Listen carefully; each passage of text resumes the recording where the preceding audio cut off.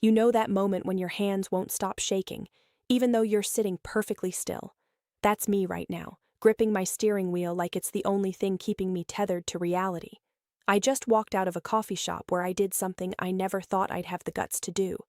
I looked my family straight in the eye and told them exactly what I thought of them. 4 years.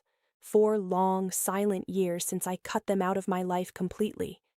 And honestly, I thought I'd take that decision to my grave. But here's the thing about family. They have this twisted way of crawling back into your world right when you think you've finally found peace.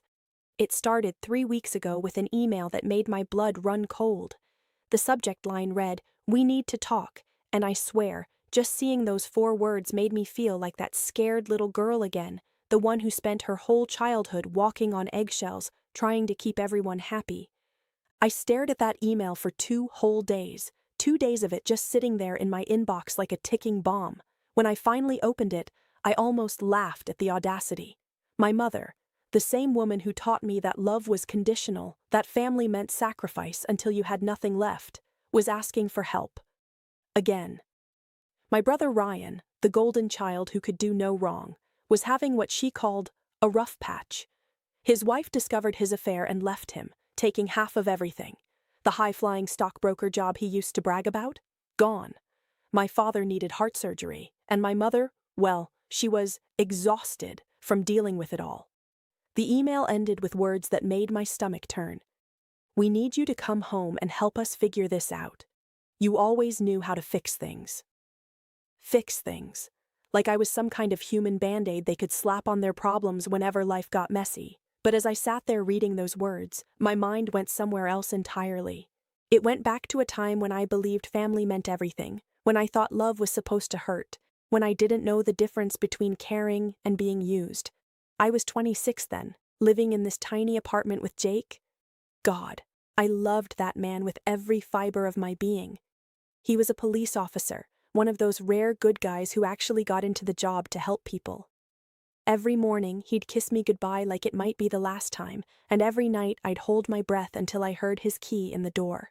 We were expecting our first baby, and we were so ridiculously happy it was almost embarrassing. Jake had spent 3 weekends straight painting the nursery this soft, buttery yellow because we wanted to be surprised about the gender. He'd bought this second-hand crib from a yard sale and spent hours putting it together, cursing at the instructions while I laughed from the doorway.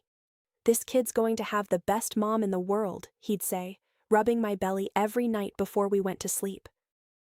I was 6 months along, just starting to feel those little kicks that made everything real. I was working as a nurse at the local hospital, pulling long shifts to pay off student loans, but I didn't care. We had plans. We had dreams. We had this beautiful, simple life that felt like everything I'd ever wanted. Then came that night in November. Cold, rainy, the kind of weather that makes you want to stay inside with hot chocolate and a good movie. Jake was working the late shift, and I remember him stopping in the doorway before he left, giving me this look like he was memorizing my face. "Love you, babe," he said, kissing me one more time. "Love you too, little one," he whispered to my belly. Those were the last words he ever said to us. At 10:17 p.m., my phone rang. Captain Thompson's voice was shaking when he told me there'd been an accident. A drunk driver had run a red light, hit Jake's patrol car head-on while he was responding to a domestic violence call. Jake died on impact. I don't remember the drive to the hospital. I don't remember walking through those sterile hallways. But I'll never forget that moment when they pulled back the sheet and I saw his face. He looked so peaceful, like he was just sleeping, but when I touched his hand, it was cold. So cold. I kept thinking about all the stupid fights we'd had, about money, about leaving dishes in the sink, about whose turn it was to take out the trash. All those meaningless little arguments that felt so important at the time. I wanted to tell him I was sorry. I wanted to tell him about the ultrasound appointment next week. I wanted to tell him I'd felt the baby kick for the first time that afternoon. But I couldn't tell him anything because he was gone. That's when the pain hit. Sharp, sudden, like someone had driven a knife through my abdomen. I doubled over right there in that cold hospital room, and I knew. I was going into labor, 6 weeks early. The shock, the grief, the trauma, my body couldn't handle it. As they wheeled me to the labor and delivery unit, I did what I'd been trained to do my whole life. I called my family. I called the people who were supposed to love me unconditionally. My mother answered on the fourth ring, and I could hear noise in the background, announcements, the bustle of crowds. "Mom," I sobbed into the phone. "Jake is dead. He's dead, and I'm in labor, and I need you. Please, I need you." The silence that followed lasted an eternity. Then, in the calmest voice you can imagine, she said the words that would change everything between us forever. "Honey, we're at the airport with Ryan. He got this big promotion, and we're flying to the Maldives tonight. We've had this planned for months. We can't just cancel." I couldn't speak. I literally couldn't form words. My husband was dead. I was about to give birth to our child alone, and she was talking about a vacation. "I'm sure you'll be fine," she continued. "You're strong. You've always been the strong one." The strong one. Right. The one who always figured things out, who never needed anything, who took care of everyone else while her own world was falling apart. I hung up on her. Just pressed that red button and let the silence wash over me like a cold wave. A nurse named Linda noticed me sitting there, completely shell-shocked, and without saying a word, she pulled up a chair next to my bed and took my hand. "You're not doing this alone, honey," she whispered. And you know what? She meant it. This stranger, this woman who barely knew me, stayed with me through every contraction, every push, every terrifying moment when I thought I might lose the baby too. Ethan came into this world weighing 4 pounds, 2 ounces. Tiny, fragile, but fighting. He had Jake's nose and my stubborn chin, and when they finally let me hold him, I whispered, "Your daddy would have loved you so much." Ethan spent 11 days in the NICU. 11 days of me sitting beside his incubator, pumping breast milk and praying to a God I wasn't sure was listening anymore. 11 days of watching monitors beep and learning medical terms no parent should have to know. And during those 11 days, while my son fought for his life, my family was posting pictures from their tropical paradise. My mother sent exactly one text message. "Hope you're doing okay. The Maldives is beautiful." I screenshot that message. I don't know why. Some instinct told me I might need proof someday that this actually happened. Proof that when my world shattered, the people who were supposed to love me most were sipping cocktails on a beach. Jake's funeral was held on a Tuesday. The church was packed. His fellow officers came in full dress uniform. Neighbors I barely knew showed up with flowers. Patients from the hospital sent cards. The whole community seemed to understand that we'd lost someone special. But my family, still in paradise. They didn't even try to come back early. Not for the funeral of their son-in-law. Not to meet their grandson. Not to support their daughter who had just lost everything. After that, something fundamental shifted inside me. I stopped answering their calls. I stopped responding to their texts. I stopped pretending that biology automatically created obligation. Instead, I focused on surviving. On raising Ethan. On rebuilding a life from the ashes of everything I'd lost. Jake's life insurance helped more than I can express. It paid off my student loans and gave me enough for a down payment on a small house with a fenced yard. Nothing fancy, but it was ours. A place where Ethan could take his first steps, say his first words, grow up surrounded by love instead of manipulation. And here's the beautiful thing about rock bottom. It shows you who your real family is. Mrs. Johnson, my 80-year-old neighbor, became the grandmother Ethan deserved. She'd appear at my door with homemade cookies and an offer to babysit whenever I needed a break, never asking for anything in return, just loving us because she chose to. Captain Thompson checked on us regularly. This tough police captain would show up with toys for Ethan and stories about his daddy. He taught Ethan how to throw a baseball, how to ride a bike, how to be a good man. All the things Jake would have done. Linda, the nurse who held my hand during the worst night of my life, became my closest friend.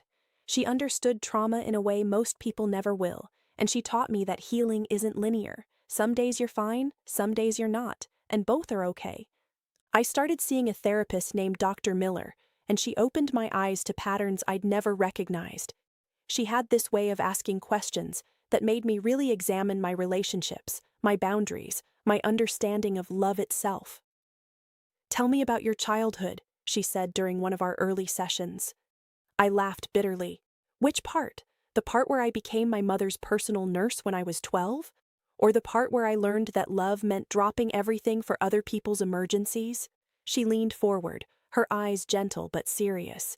Tara, what you're describing isn't love, it's parentification. You were forced to become an adult before you had the chance to be a child. Parentification.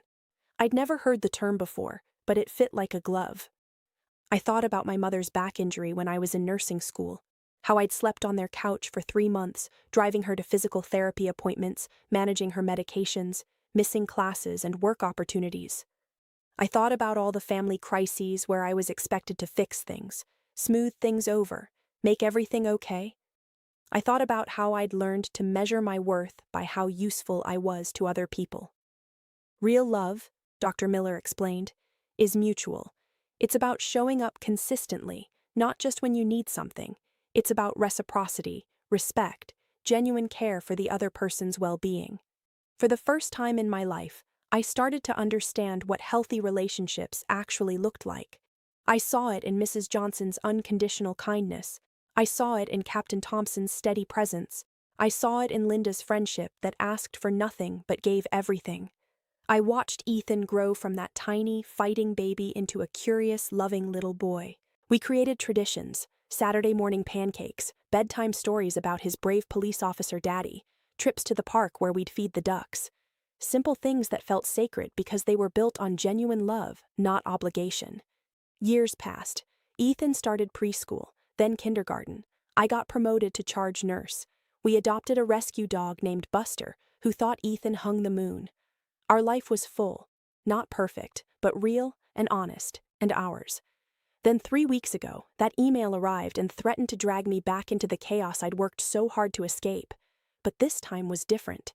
This time, I wasn't the scared, people-pleasing girl who thought love meant sacrifice. This time, I knew my worth. So I did something that would have terrified the old me. I wrote back and agreed to meet them. Not because I owed them anything, but because I had something to say. Something I should have said years ago. We met at a coffee shop downtown. Neutral territory. I arrived first, choosing a table near the window, my hands steady as I ordered a simple black coffee.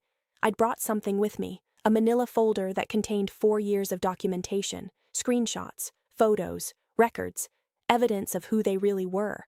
My mother walked in first, wearing an expensive dress and jewelry that screamed, "Look how successful we are." My father followed, looking older and more frail than I remembered.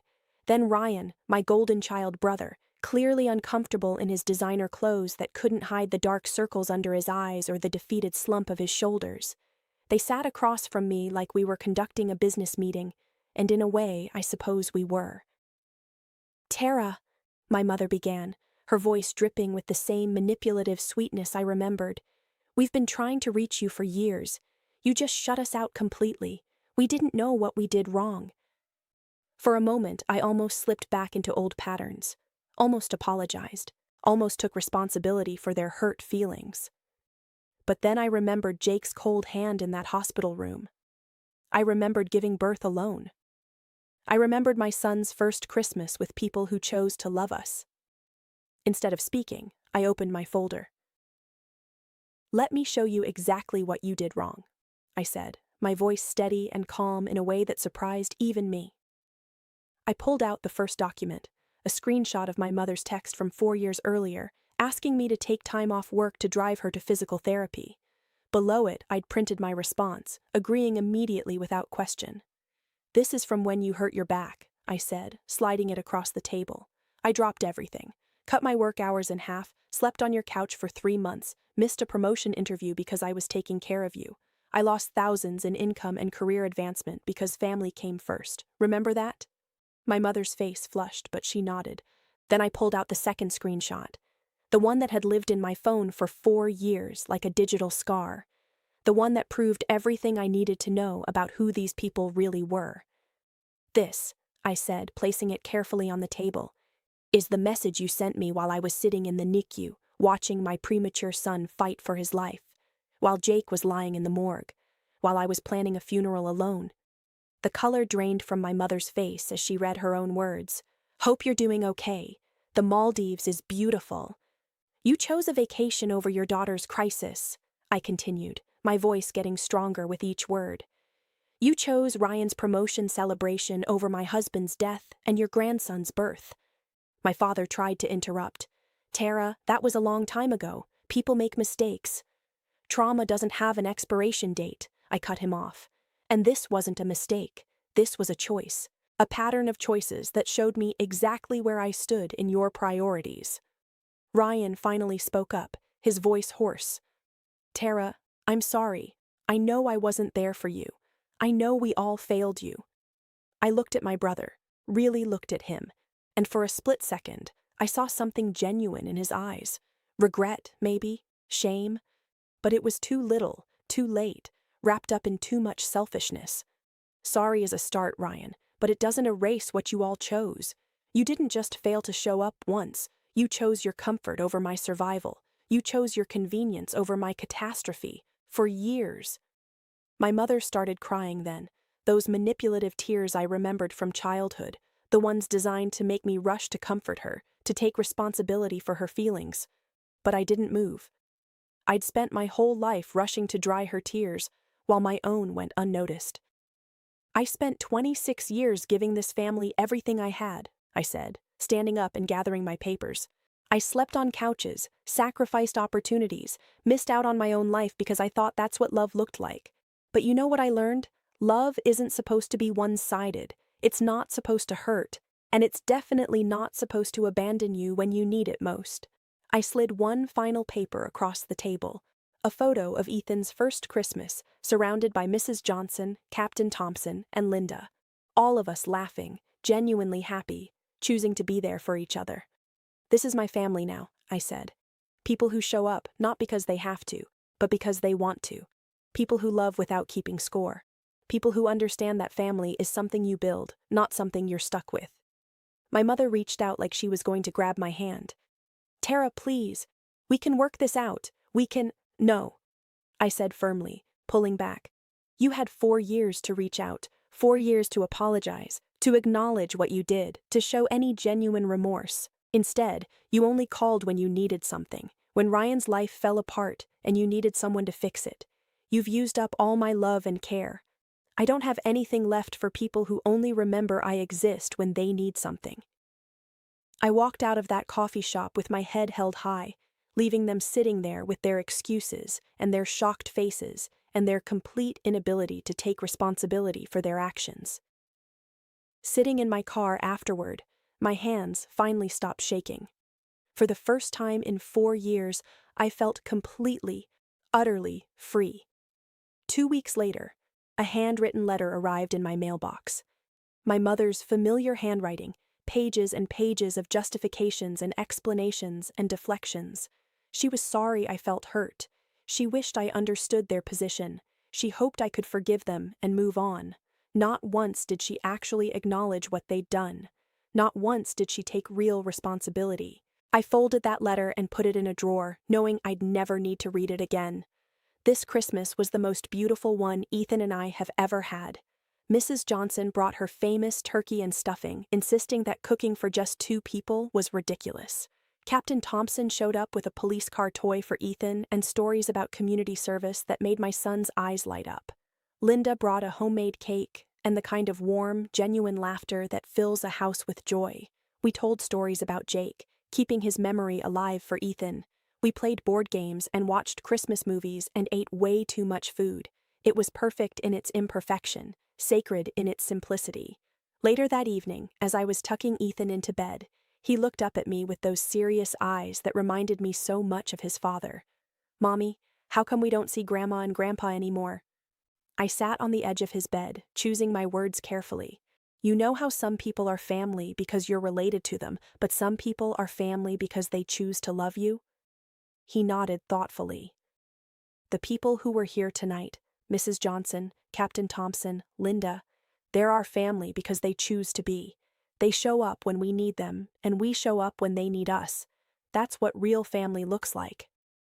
Ethan considered this for a moment, then smiled that bright, uncomplicated smile that children have before the world teaches them to doubt themselves. I like our family, he said simply. I kissed his forehead and whispered, Me too, baby. Me too. For so many years, I believed that love meant sacrificing everything for other people's happiness. I thought family meant accepting whatever treatment they gave you because blood was supposed to be thicker than water. I thought being strong meant never asking for help, never having needs, never setting boundaries. But I've learned something powerful. Real love is mutual, it's consistent. It's about showing up not just when it's convenient, but when it matters most. It's about choosing each other, again and again, through the good times and the devastating ones. I've built a new family now, not through biology, but through intention, through kindness, through the revolutionary act of loving people who love me back the same way. And for the first time in my life, I finally understand what family really means.